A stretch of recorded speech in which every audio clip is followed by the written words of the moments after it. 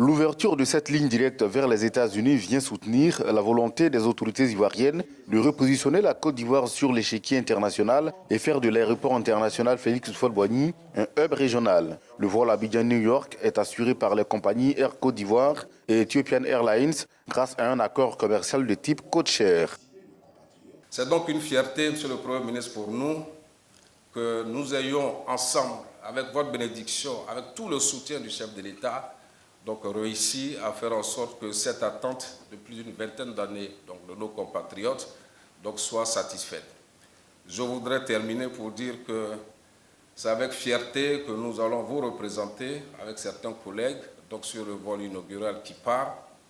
Mais, Monsieur le Président, je suis sûr qu'il y aura davantage de fierté lorsque, à partir de maintenant, dans les aéroports américains, sera affiché Aéroport international Félix Houphouët-Boigny d'Abidjan.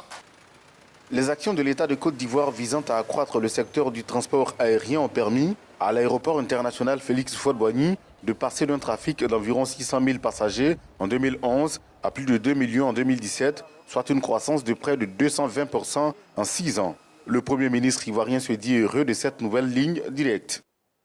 Le lancement de cette ligne directe entre Abidjan et New York met fin aux angoisses des hommes d'affaires et des touristes, avec le temps perdu et avec le coût également que cela comportait dans les longs transits par l'Europe et par le Moyen-Orient pour atteindre l'Amérique du Nord.